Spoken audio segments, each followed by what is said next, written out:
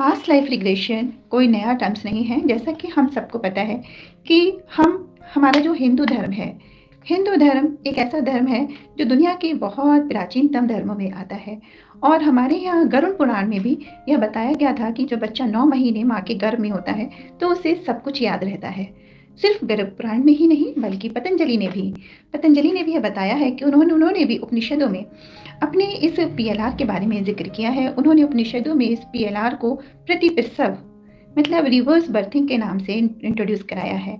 और हमारे पास बहुत सारे ऐसे एपिसोड हमारे धार्मिक ग्रंथों में मिलते हैं जहाँ पर इस पास्ट लाइफ रिग्रेशन का जिक्र हमें देखने को मिलता है।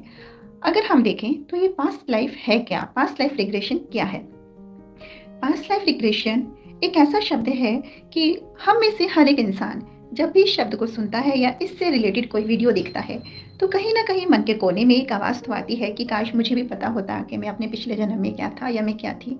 लेकिन उसके बाद हम अपने आप को बहुत सारे आवरणों से ढक लेते हैं और ये दिखाने की कोशिश करते हैं कि नहीं ऐसा कुछ नहीं होता, या फिर हम इस पिछले घावों को खोलने से क्या ही फ़ायदा। लेकिन वास्तव में ये इस तरीके से है जैसे कि आप इसको ऐसे महसूस करिए कि मान लीजिए आपके हाथ में एक पुस्तक है और आप उस पुस्तक के पीछे के कुछ पेज पढ़कर आप बीच में आ गए हैं। अभी आगे क्लाइमेक्स और है। तो ये जो पीछे के पेज आपने पढ़ लिए हैं ये पास्ट लाइफ है। जिस पेज पर आज आप हैं वह आपका प्रेजेंट है, वर्तमान। और जो आगे के पेजेस हैं ये आपका भविष्य। हम कहते हैं पास्ट कुछ नहीं होता, तो क्या जो पेजेस हमने पीछे पढ़े उनका कोई अस्तित्व नहीं है? अगर हम एक एरियल व्यू से देखें तो ये पास्ट, प्रेजेंट और फ्यूचर ये सब एक ही जर्नी है, एक यात्रा है। अगर हम महाभारत में से बहुत अच्छा एक उदाहरण लेते हैं, महाभारत में भी एक उदाहरण है जब भीष्म पितामह को बहुत समय तक बाणों की शैया पर ही रहना पड़ा तो उन्होंने भगवान कृष्ण से पूछा कि मैंने ऐसे कौन से कर्मास किए जो मेरी मुक्ति नहीं हो रही, मैं इतने सालों से इस बाणों की शैया पर हूँ। तब श्री कृष्ण की मदद से भीष्म पितामह ने अपने बहुत सारे पिछले जन्म देखे, 108 पास्ट लाइफ देखी। लेकिन फिर उन्होंने भगवान कृष्ण से पूछा कि महाराज मैंने तो पिछले 108 जन्मों में कभी किसी का बुरा नहीं किया, ना मन से, ना वचन से, ना कर्म से, फिर मुझे यह किन कष्टों की सजा मिल रही है? तब भगवान श्री कृष्ण ने कहा कोई नहीं, आप अपनी और 1-2 जन्म आगे के देखो। तो उन्होंने जब अपना और पीछे गए तब उन्होंने यह देखा कि अपना 110 जन्म पहले जब एक बार वो किसी जंगल से गुजर रहे थे तो वहाँ एक छोटा सा सांप का बच्चा था। उन्होंने सोचा यह बच्चा किसी के पैर में ना आ जाए, तो उन्होंने उसको किसी चीज़ से ऐसे उठाया और दूर फेंक दिया। और वो बच्चा झाड़ियों पर बहुत समय तक लटका रहा, उसके शरीर से खून रिसता रहा। तो वही कर्मों की सज़ा उनको इस जन्म में मिली थी कि वो भी उस बाणों की शैया पर उन झाड़ियों की तरह बहुत समय तक रहे और उनकी मुक्ति नहीं हुई। तो बहुत सारे ऐसे उदाहरण हमें हमारे पास से ग्रंथों से मिलते हैं जहाँ हम इन पास्ट लाइफ का हमें ऐसे बहुत सारे उदाहरण देखने को मिलते हैं कि जहाँ जिन्हें देखकर हम अपनी इस पास्ट लाइफ को झुठला नहीं सकते। इसके सिवा अगर हम और देखें तो जातक कथाएं तो हिंदू लोगों का एक बहुत ही अच्छा धर्म ग्रंथ के समान है। जातक कथाएं क्या है? जब महाराज भगवान बुद्ध को समाधि के दौरान उन्हें ज्ञान प्राप्ति हुई और उन 8 वर्षों की तपस्या में गौतम बुद्ध ने अपने पिछले 500 जन्म देखे। उन 500 जन्मों की कथाएं ही जातक कथाओं के नाम से हमारे समाज में प्रचलित हैं। तो हम अपनी जिस तरीके से और जैसे काफ़ी लोग कहते हैं कि पास्ट लाइफ रिग्रेशन की क्या आवश्यकता है, तो हम इसको ऐसे समझेंगे कि जैसे अगर हमारे घर के नलके में गंदा पानी आ रहा है लेकिन हम उसी को बार बार घर में ही फिल्टर लगा के करे जा रहे हैं, ठीक। लेकिन अगर हम ऊपर टैंक में जाके चेक करें कि जहाँ पीछे से वो मड आ रही है और हम उस मड को ही उसका सॉल्यूशन वहाँ करें तो वो गंदा पानी आगे तक के लिए नहीं आएगा। तो इसी तरह पास्ट लाइफ से मतलब है कि हम पास्ट में जाएं और हम पास्ट में जाकर जो कुछ चीज़ें अलाइन नहीं हैं उन्हें ठीक करें। क्योंकि कहते हैं कि मृत्यु के बाद हमारे साथ क्या जाता है? जनरली मृत्यु के बाद हमारे साथ 2 चीज़ें जाती हैं। पहली चीज़, the moment when this soul vacant this body there are 2 things who go along with the soul. पहला हमारे कर्मा, दूसरी हमारी अतृप्त इच्छाएं। और यही 2 चीज़ें हमारे अगले जन्म का आधार बनती हैं। तो इसको मैं एक एग्जाम्पल से ऐसे समझाऊंगी कि जैसे हमारे पास एक क्लाइंट आए थे, उनको कोई भी बेबी नहीं था और वो एक गायनी थी बहुत दूर से दूसरे स्टेट से आई थी। वो एक गायनी थी और उनको रिप्रोडक्टिव एरिया में काफ़ी इश्यूज़ थे। उन्होंने कहा कि मैम जब भी मेरे को कंसीव होता है तो कहीं न कहीं अबॉर्शन हो जाता है और मेरे को बेबी नहीं हो पा रही। तो मैं जानना चाहती हूँ कि मैंने ऐसा आखिर क्यों किया? मेरे साथ ऐसा क्यों हो रहा है? तो जब उनका प्रतिप्रसव मतलब जब उनका पास्ट लाइफ रिग्रेशन किया गया तो उन्होंने देखा कि पिछली लाइफ में शी वाज़ अ प्रोस्टिट्यूट। जी, शी वॉज़ अ प्रोस्टिट्यूट। और जब भी वो बार-बार अपने उस काम की वजह से बार-बार प्रेग्नेंट हो जाती थी, कंसीव कर लेती थी और उन्हें बार-बार अबॉर्शन कराना पड़ता था और उसी अबॉर्शन की गहन पीड़ा की वजह से उनकी डेथ हुई।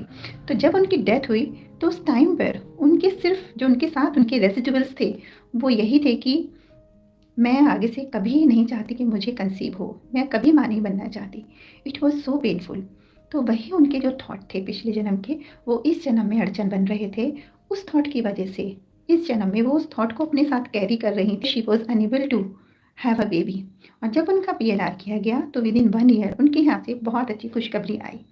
इसी तरीके के बहुत सारे केसेज़ होते हैं। हमारे पास एक और केस आया था जिसमें एक बहुत बड़े आईएएस ऑफिसर थे जिनके दोनों ही बच्चे ऑटिस्टिक थे।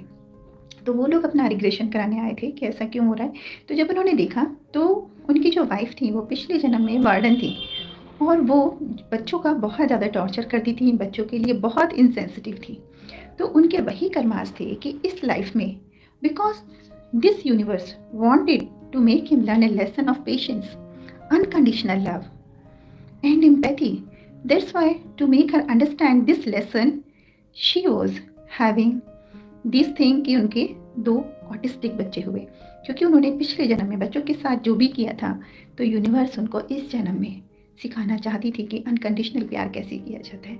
तो एक्चुअली इस लाइफ में हम जितने भी लोगों से मिलते हैं, वो सब लोग सोल कॉन्टैक्ट के थ्रू हमसे मिलते हैं। जिस तरीके से आप इसको ऐसे समझिए जैसे एक छोटा बच्चा स्कूल में एडमिशन लेता है। एडमिशन लेते समय उसको नर्सरी, केजी 1 सारी क्लास पास करनी होती है। अगर वो किसी क्लास में पास नहीं कर पाता, वो सिलेबस नहीं सीख पाता, तो उसको उस क्लास में दोबारा से पढ़ना होता है जब तक कि वो सिलेबस ना सीख ले और उसके बार-बार टेस्ट लिए जाते हैं, इम्तिहान होते हैं। ठीक इसी तरह सोल को सब कुछ पता है। Soul is a part of this ultimate Brahma. लेकिन वो धरती पर अपना सिलेबस पूरा करने आती है, नए-नए एक्सपीरियंस करने आती है। तो जब सोल इस धरती पर सारी चीज़ें सीखने आती है, जहाँ 7 तरीके के उसके टीचर होते हैं जो सोल को 7 चैप्टर सिखाते हैं। पहला चैप्टर विदानिया, उसकी लाइफ में कुछ ऐसे लोग आते हैं जो सोल को सिखाते हैं कि क्या सही और क्या गलत, ये गाइडेंस देने आते हैं। दूसरे लोग भूमि बरनी, जो सोल को बात-बात पे आपने देखा होगा बहुत से लोग हमारी लाइफ में आते हैं जो हमें इस तरीके की बातें बोलते हैं कि ज़्यादा हवा में मत उड़ो, जितने हो उतने रहो। तो ये भूमि बरनी लोग होते हैं जो हमें ये सिखाने आते हैं कि आपको हमेशा अपनी रेंज में रहना है, अपने से ज़्यादा ऊपर नहीं उड़ना। तीसरे सूर्यवर्णी, ये वो लोग होते हैं जो सन की तरह होते हैं और जिन तक हम कभी पहुंच नहीं पाते, लेकिन वो हमारे जीवन को प्रकाशित करते हैं, हमें मोटिवेट करते हैं। नेक्स्ट लोग हमारी लाइफ में जो आते हैं वो होते हैं नैनी, जैसे आंखें होती है ना, एक इधर देखो तो दोनों इधर, इधर देखो तो दोनों उधर। तो नैनी लोग हमारे जीवन में ऐसे आते हैं जो हमेशा दो नयन की तरह हमारे साथ रहते हैं। कुछ लोग हमारे जीवन में आते हैं जीवनामृतम, जिनसे हम अचानक से मिलते हैं according to the script written by the universe, written by the soul. और वो हमारी लाइफ में अचानक से आते हैं और उनसे मिलकर हमारा जीवन बदल जाता है, हमें अपने जीवन का अंतिम लक्ष्य मिल जाता है। कुछ लोग हमारी लाइफ में आते हैं जिन्हें हम माया पोषण के नाम से जानते हैं। जो माया पोषण सोल होती हैं वो हमारी लाइफ में हमें सिखाने आती है कि हमें लोभ, माया, लालच, इन सब में हम इन्वॉल्व तो नहीं हुए। तो इस तरीके के लोगों की पहचान है कि हमारी लाइफ में आकर हमें माया, मोह, लोभ, लालच, सेक्स, इन चीज़ों की तरफ आकर्षित करते हैं। और अगर हम उनकी तरफ आकर्षित हो जाते हैं तो इसका मतलब कि हम फेल हुए। हमारी लाइफ में एक और टीचर आते हैं जो होते हैं श्यामावरणी। श्यामावरणी वो सोल होती हैं, वो आत्माएं होती हैं जो स्काई से हमारे पास आती हैं हमें पेशेंस चेक करने के लिए कि हमारे अंदर कितना सब्र है। तो ये क्या सिचुएशन क्रिएट करती हैं, काफ़ी लोग लाइफ में होते हैं जो हमें हर समय यह महसूस कराते हैं कि आप बहुत ही गए गुजरे हो, आप बिल्कुल बेकार हो, निम्न कोटि के हो। बहुत हमें हर समय बहुत गुस्सा दिलाते हैं, इरिटेशन पैदा कराते हैं। अगर हम इनके उकसाने में आकर उल्टा सीधा व्यवहार करने लगते हैं और अपने आपे को खो देते हैं, तो इसका मतलब ये टेस्टर्स होते हैं जो हमें चेक करते हैं कि हमारे अंदर पेशेंस है या नहीं। तो इस तरीके के अलग अलग लोग हमारी लाइफ में आते हैं और सोल कॉन्ट्रैक्ट के थ्रू आते हैं। तो जिस तरीके से कोई बच्चा किसी स्कूल में अगर कोई टेस्ट पास ना करे तो फेल हो जाता है, ठीक इसी तरह अगर हम ये 7 तरीके के जो हमारे टीचर हैं इनमें से कोई भी अगर देखे कि हम फेल हो गए हैं तो हमें इस फिजिकल वर्ल्ड में बार बार उस टेस्ट को क्लियर करने आना पड़ता है, और जब तक हम वो टेस्ट क्लियर ना कर लें कि हाँ हमारे अंदर पेशेंस आ चुका है, तब तक हमें बार बार आवन जावन लगा रहता है और हम बार बार इस धरती पर आते रहते हैं। तो पास्ट लाइफ रिग्रेशन के थ्रू हम देखते हैं कि हमने पास्ट लाइफ में, हमने पिछली क्लास में कौन सा ऐसा सिलेबस था, कौन सा ऐसा पाठ्यक्रम था जिसमें हम फेल हो गए और जिसकी वजह से हमें वापस से ये इम्तहान देना पड़ रहा है। और फिर हम उस सिलेबस को लर्न करके वापस से इस लाइफ में बर्थ लेते हैं और इस लाइफ में एक विद्वान की तरह एक अवेयरनेस के साथ आगे बढ़ते हैं, जिससे कि हमें फ्यूचर में एक अच्छी कन्वोकेशन हो सके, एक अच्छा मोक्ष प्राप्त हो सके, एक संतुष्टि भरा जीवन हमें मिल सके। तो पास्ट लाइफ रिग्रेशन हमारे पिछले अर्जित रिकॉर्ड्स को एक्सेस करके, उनको मॉडिफाई करके, रेक्टिफाई करके और उनमें वांछित सुधार करके हमारे भविष्य को बहुत खूबसूरत बनाता है। तो ये पूरी तरीके से एक हीलिंग प्रोसेस है और कहीं से कहीं तक इसमें कभी भी किसी तरीके का कोई नुकसान नहीं होता। तो अगर आप भी, आपके अंदर इस तरीके के सवाल उठते हैं कि मैं क्या हूँ, मेरे साथ ऐसा क्यों हो रहा है, मैंने आखिर ऐसे क्या कर्मास किए, तो this is the time to access your past. अभी अगर आपके अंदर ये सवाल आ रहे हैं, आप भी सब कुछ होते हुए अपने आप को इस दुनिया से डिस्कनेक्टेड फील करते हैं, आपको भी ऐसा लगता है कि आखिर मैं इस धरती पर क्यों हूँ, मेरे जीवन का उद्देश्य क्या है, या मैंने ऐसे कौन से कर्मास किए जो मुझे आज यह दिन देखना पड़ रहा है, तो सिर्फ उनको सोचिए मत, उनको जानिए और अधूरी चीज़ों को कंप्लीट करिए, अपने पैटर्न को कंप्लीट करिए जिससे कि वो आगे रिपीट ना हो। तो stay tune with your awareness, अपनी अवेयरनेस के साथ रहिए और ध्यान रखिए कि पास्ट लाइफ रिग्रेशन एक बहुत अच्छी हीलिंग थेरेपी है, खुद को जानने की, खुद को सुधारने की और खुद से खुद पर जीत करने की।